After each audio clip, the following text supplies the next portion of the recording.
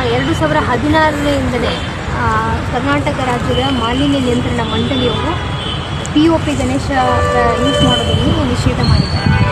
ತದನಂತರ ಮಾನ್ಯ ಉಚ್ಚ ನ್ಯಾಯಾಲಯ ಕೂಡ ಕಟ್ಟುನಿಟ್ಟಾದ ಸೂಚನೆ ಕೂಡ ಕೊಟ್ಟಿದೆ.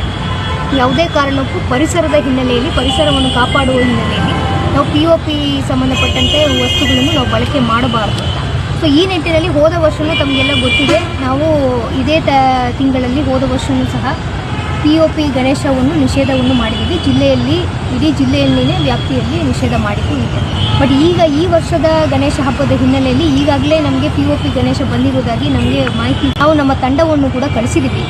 ಗರಗ್ ಗ್ರಾಮದಲ್ಲಿ ನಮಗೆ ಶ್ರೀ ವಿನಾಯಕ ಕಾಲಪ್ಪ ಪತ್ತಾರಂಬೋರ ಒಂದು ಮಾಲೀಕತ್ವದಲ್ಲಿ ಇದನ್ನು ಅವರು ಮಾಡ್ತಾ ಇದ್ದಾರೆ ಎಂಬುದು ನಮಗೆ ಮಾಹಿತಿ ಸಾರ್ವಜನಿಕರಿಂದ ಸಿಕ್ಕಿದಾಗ ನಾವು ನಮ್ಮ ಪರಿಸರ ಇಲಾಖೆ ಅಧಿಕಾರಿಗಳು ಹಾಗೂ ನಮ್ಮ ಪೊಲೀಸು ಹಾಗೂ ಕಂದಾಯ ಇಲಾಖೆ ತಂಡವನ್ನು ಅಲ್ಲಿ ನಾವು ಕಳಿಸಿದಾಗ ಇವತ್ತು ತಾವು ಎಲ್ಲ ನೋಡ್ತಾ ಇದ್ದೀವಿ.